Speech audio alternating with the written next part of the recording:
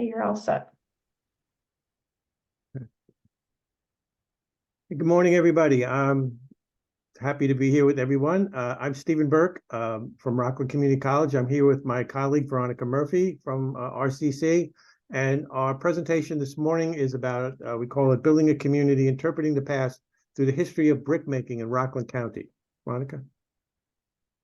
My name is Veronica Murphy. I am the coordinator of photography and digital media at Rockland Community College. I'm happy to be here. Thanks for having us. And I'm happy to be part of this project and building more history through archives and community networking and teaching our students how to utilize great resources. Next slide. So to give you an overview of our project, one of the things we're doing is we're working with two organizations. We're working with the Haverstraw Brick Museum, which is located in Haverstraw, New York, hence the name, and North Rockland High School, which is also located in the Haverstraw area. And we're we're working to digitize the collection and museum of all their significant amount of primary source documents related to the brickmaking industry, which is centered around Haverstraw in the 18th, 19th, particularly 19th and early 20th century. This project is being funded, thank you very much, to SUNY through an IITG grant. We're going to be partially using this curriculum to develop these documents to develop curriculum at both at RCC and North Rockland High School. And in particular, we're expanding the museum's online presence, making its collection, which is really not well known even in the county, both to students at many levels and also to community residents. Next. So, we're really focused on preserving and sharing the very significant brickmaking legacy of Haverstraw. They have a wonderful collection of all sorts of artifacts, and we're using that, as I mentioned, to developing a curriculum both at the high school level. We're working with a faculty member at the high school and also at history professor at RCC to really use digital documents and their artifacts to tell the story about the industry and its impact on our history and our culture.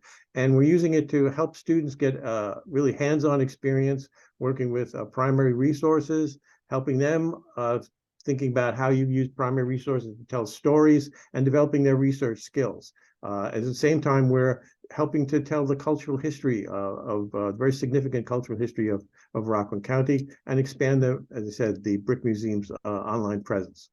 Next. So Haverstraw was really the center of a very significant industry that started in the 18th and really flourished in the 19th century. Going way, way back in time, the creation of the Hudson River, the glaciers deposited, thank you very much, glaciers, tremendous deposits of clay, particularly given the geological structure in and around the area of Haverstraw. And that actually contributed to the creation of this town. And as far back as we can document, certainly around the colonial period, people started using this clay to make bricks, which were very significant, not just for Haverstraw, Rockland, but throughout the whole region. Large parts of downtown New York and Wall Street area was made with Haverstraw brick. Parts of the Empire State Building, the Brooklyn Bridge, Museum of Natural History, the Kensico Dam, many significant structures made with that. As you can see, the brickyards, as they developed, particularly in the latter part of the 19th century, were extremely extensive in and around Haverstraw. Many, many yards, both small and large, adding to and building on this technology. Next. Brickmaking, just a little bit of background history on that. It became really one of the most prolific industries in the whole Hudson River Valley. By the late 1880s, there were over 40 brickyards in this area, and it was a whole way of life. One of the fascinating things that we discovered by talking to working with the museum a little bit right now is that at a really unstudied area, it's not just brick making, but also the community that sprung up around it. The people who lived in and on the river that really have not been studied. Generations of people who ferried first in sloops, then in steamships, then eventually in tugs and barges, the brick up and down the river and into through the Erie Canal. At its height, over 300 million bricks were being shipped out of Haverstraw Bay, down through, into Westchester, downtown, building Manhattan, and they said up through the Erie Canal. Let's go next.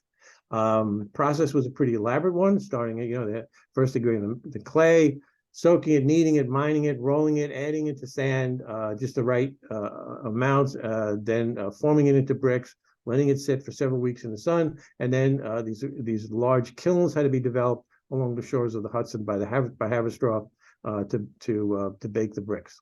Next. Lots of innovative technology going on in this, burgeoning community.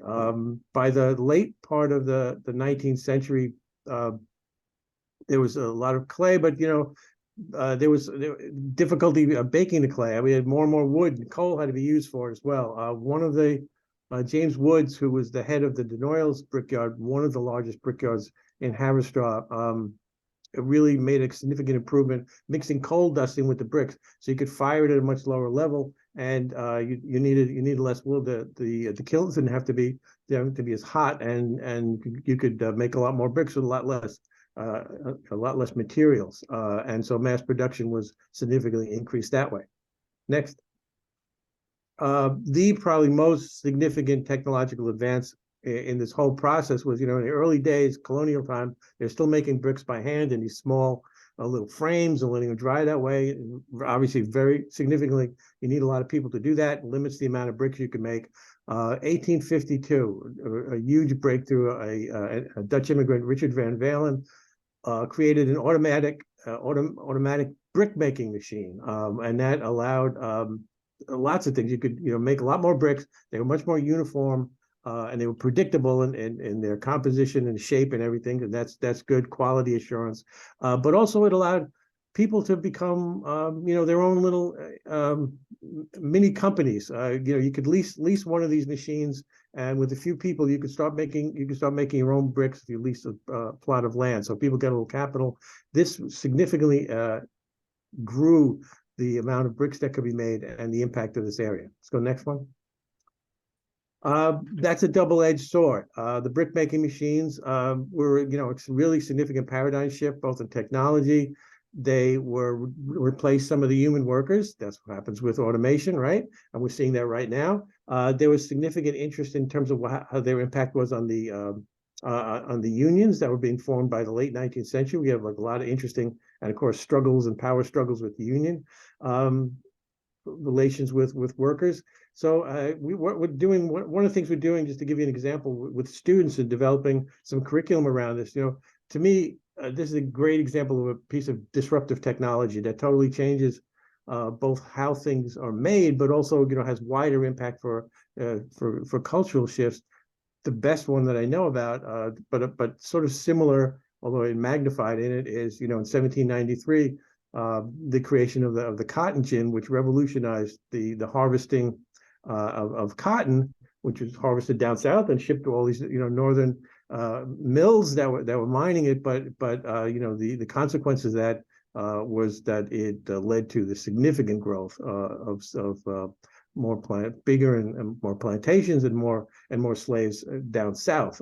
And so both of them extremely very interesting in terms of how the technology both changed manufacturing, but also its cultural implications. Next, please.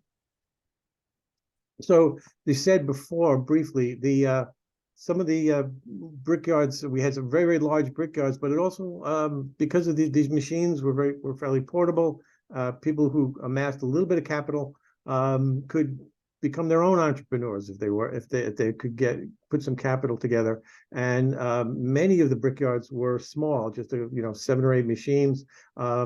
And we had by the late 1880s, we had a number of 26 leases building into their own brickyards.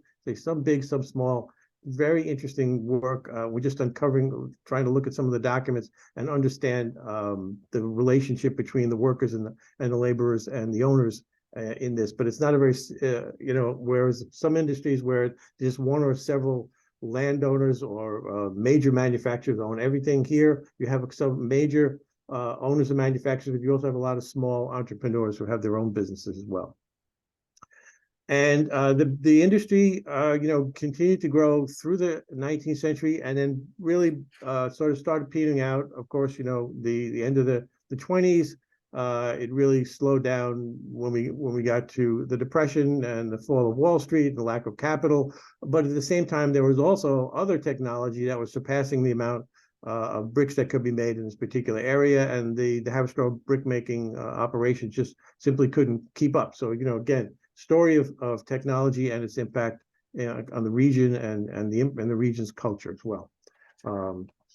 What we're hoping to do, with this, particularly with students and the community. You want to do the next slide, please? And I'm going to stop with that slide and turn it over to you. Is that to look at the story that's being told here by the really significant impact that bricks had in the brick making industry in shaping New York City, shaping the culture of this, using from Wall Street to Washington Heights, but also allowing students and the community to explore the past and use as a lens to understand the present. A lot of the tensions, a lot of the impact of technology that we see in the 19th century, as told through the story of brick making in Rockland, are things that are going on right now in the Rockland County and obviously New York and throughout the country. So I'm going to turn it to you, Veronica. So one of the wonderful aspects of this project that's particularly fruitful for students as well as staff and faculty working on it is telling important stories through the Brick Museum and through the voices that we've been able to unearth through their resources. So the Hudson Valley brick industry relies really heavily on diverse immigrant workforces throughout its history. You had Irish immigrants escaping the Great Famine during the 1840s, then Italians seeking economic opportunity in America from the 1880s to roughly the 1890s. And then we had a large African American population from the South in the early 1900s facing a journey of a migration up north. So some of the pressures that these demographics were facing was first and foremost economic pressure, the overproduction and competition that led to falling brick prices in the late 1800s impacted their livelihoods heavily. In fact, we see a huge push for, in the wintertime in general, even when they weren't able to make as many bricks due to the change in the climate, they were turning to ice cutting. And so they were forced to be really creative with the ways that they were able to economically survive. But then also the need for collective action through labor unions. A lot of workers from many different backgrounds would form the Haverstraw Brickmakers Association in 1893. And this was all about achieving better working conditions, fair wages, better housing conditions as well. And it went on to do some really great things for the area. So worker housing in particular in Haverstraw was pretty basic. It was built on the edge of the clay pits, which made for a great commute to work, but a little bit of dangerous conditions. So they didn't really have proper sanitation or safety measures. There was a lot of health risks being faced by the workers in Haverstraw. The Hudson Valley brick industry's success is incredibly linked to immigrant labor. But their contributions came at a significant cost, right? Including child labor, particularly amongst some of the ugliest factors. Children were working in really brutal, harsh conditions for long hours and pretty heavily exploited. So children being able to perform tasks like turning and stacking green bricks, which are unfired bricks, to supplement the family income was a large factor. And so they didn't have as much access to educational opportunities because they were going to work. Now, the Great Landslide in 1906 extended pretty far some of the damage that we saw from it. They were kind of digging into the town more and more each year until finally in 1906, they face a fatal landslide. 19 lives total were lost, as well as 21 buildings. And this happened at night while most people were sleeping. So the Haverstraw Brickmakers Association forms in 1893, like I said earlier, to fight for better working conditions and fair wages. So the fight for fair working rights highlights the importance of collective action, which is something that students now face a lot of resonance with. And so the fight for worker rights highlights all these important actions. It forces us to examine a lot of historical themes of diversity, equity, and inclusion. And by studying the past, we're fostering a lot of critical thinking in our current students and our current conversations that students are hearing every day. So by discussing the industry, we can talk about the deeper understandings of immigration, labor rights, and the importance of a fair and equitable society. So RCC has enjoyed endeavoring with partnering with the Brick Museum. We want to access their rich collection of artifacts and primary resources. Um, Student interns will conduct in-depth research using primary sources like letters, lists of workers, contracts, and other historical documents that we are lucky to have access to. So what they end up doing is they piece together fragments of the past in this project. And in doing so, they're reclaiming the stories of the brickyard workers. They're highlighting these contributions to the local economy and community, while also appreciating the way it's been able to extend to New York City and contribute to our landmarks in society. And more importantly, they're vocalizing long forgotten voices in history. So the Haverstraw Brick Museum has a really rich and wonderful educational program for many younger kids, mostly grade school children. And while this is wonderful for them, there is a little bit of a gap in their older educational programming, which is where we're hoping to come in this project and create a large focus on developing curriculum for older demographics. The museum's collections and exhibits have the potential to really instill a lot of excitement in older demographics. Stephen and I have talked so many times about the fact that we were so surprised how exciting the history of bricks was, because it does seem a bit innocuous. One of the main goals that we're looking to bring to RCC and North Rockland High School is a dual enrollment history course on the history of New York State. So it'll be a collaborative course taught by faculty from both North Rockland High School and Rockland Community College, and it'll deep dive into the rich history of New York State. We're also looking into research and museum studies internships. So it would be a student-led program where they could gain valuable experience and give back to the community directly.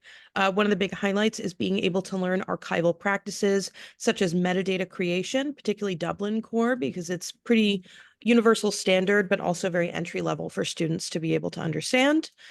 Docent skills, which are crucial for organizing and preserving historical documents, as well as very front-facing work and building your interpersonal skills and confidence with engaging with history and the public and being the liaison between the two. There's also opportunities following that to be the peer mentors, helping others develop their research skills, their community connections, and passing on any tools that you've learned with primary research utilization. So this is particularly wonderful for our students that are interested in history, in archives, or in education, because they gain hands-on experience that builds directly into their career-ready skills and are excellent resume builders.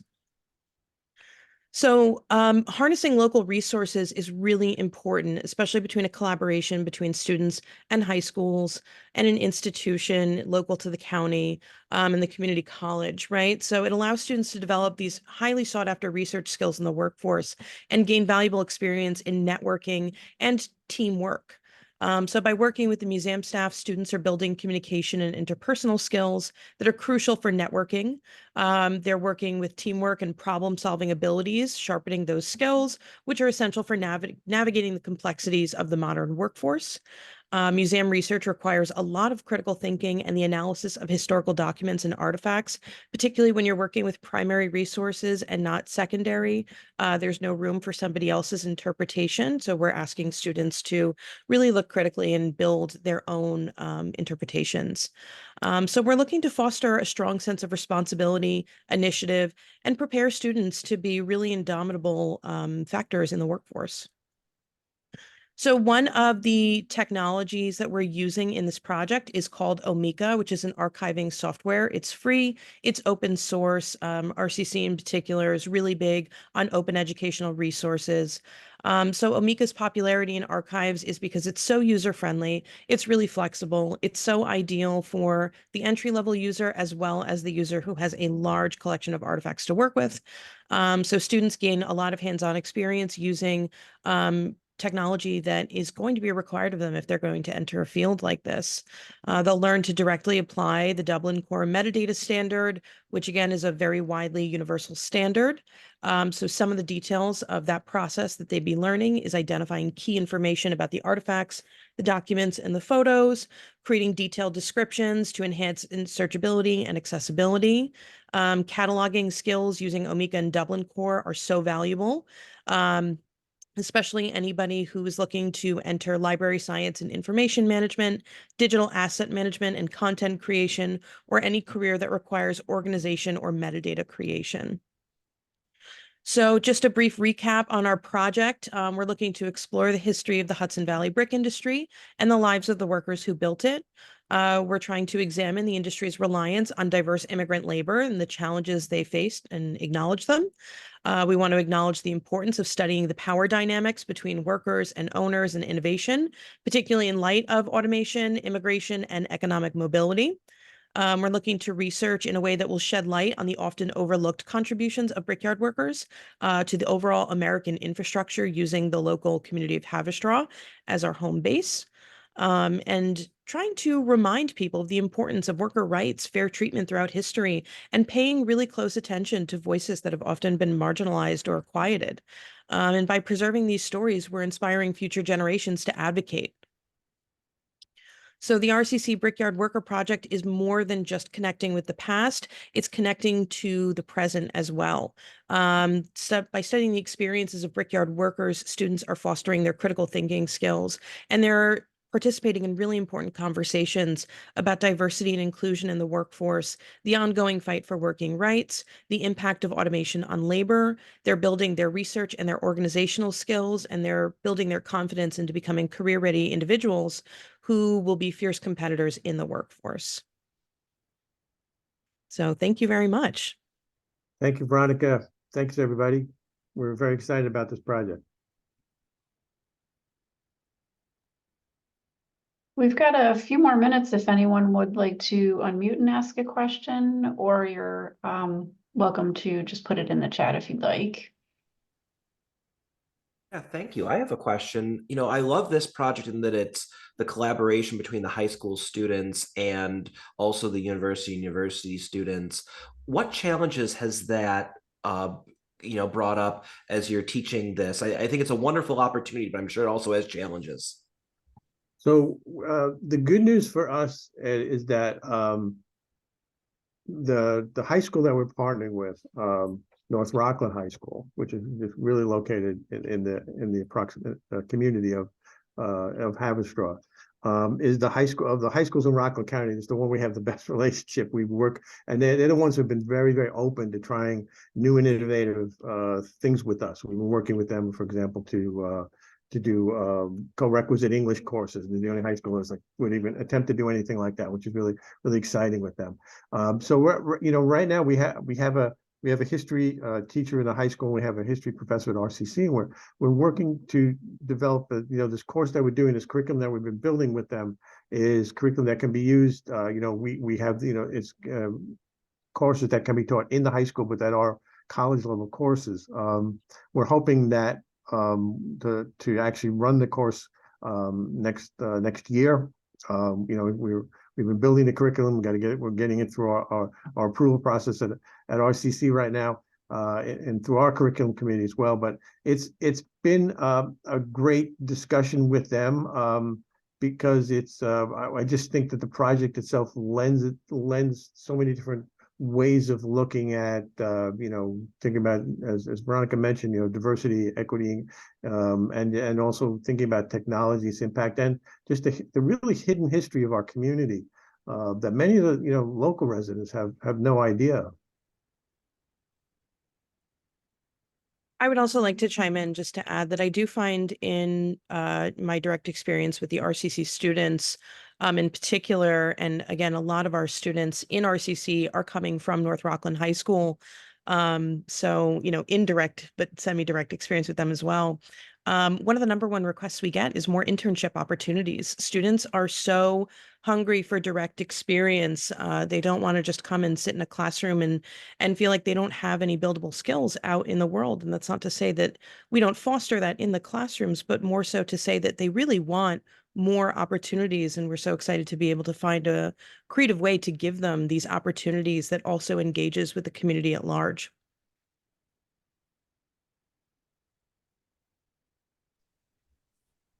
And if I could just widen the aperture a little bit too, to bring up a conversation we were having just before the presentation started with Ed. Beck, and talk about that there is actually at SUNY a significant number. I think it's significant, hopefully more significant and growing, of individual players who are using Amica to develop projects, and hopefully we can build on that community as well. That was going to be my next question. If there's no one else in the audience that has questions, what kind of things are you doing at Rockland to make collaborations like this easier to get started? I know nothing's easy. I know it's an incredibly amount of work and coordination, but what are the things that Rockland is doing systematically to make collaborations like this happen? That's a great question, Ed. I think we have a history of Rockland of doing these things. I would say that one of the things that makes this kind of thing possible is the fact that SUNY's put out these IITG grants. We have this is not a large IIT grant in terms of the amount of dollars, but I think it's allowing us to do startup, to give some funding to faculty, to give them some time to develop really innovative curriculum, and to foster a deeper relationship between the community college faculty and the high school faculty. And also, really, the new thing is that we have that. I think North Rockland is the best relationship we have that, but then also throwing in a local history museum, which is really a first for us, trying to work on it as well. And I think it's a first for they are doing some really innovative work at the Brick Museum, with some engineering study of bricks, and some really sound analysis of bricks. It's really fascinating. And I hope to use some of that material, and we can upload some of that with them, and share that widely. But it's putting all the partners together, and having funding from SUNY to allow us to do this. It's really hard to get people time and energy and resources to do this without that kind of support. If you don't mind, I have a question. My name is Matt Clark. I teach history up in Niagara County. Hi. I was just curious if you could explain the story of how you connected with the Brick Museum in the first place. Well, I can bring up that one. Before the pandemic, the provost, Dr. Sudhir at the time, and myself were invited to go visit the Brick Museum in Haverstraw. And our reaction was, oh, the Brick Museum, that's going to be a fascinating afternoon. But they're a local partner. We had heard of the Brick Museum, and neither one of us had ever been there before. So we trekked over to Haverstraw, which is about 30 minutes away from our college, and met with the folks at the Brick Museum and toured their collection. And I came back and just started calling up some of my faculty and said, we have to find a way to partner with the Brick Museum. This is fascinating, and they have so many resources, and they have so many artifacts, and just hearing the story, and even looking at the bricks made by different times, and seeing the impact of people bringing things from different cultures to bricks. There's so much here that hasn't been told, and they had done it. So just going there and seeing that was just really inspirational.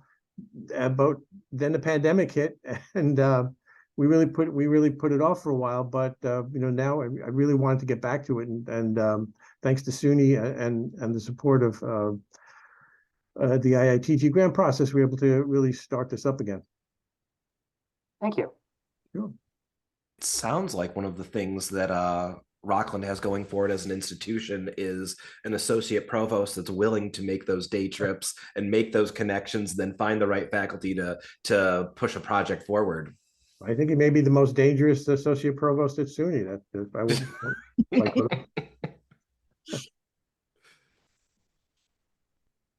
Thank you, Ed.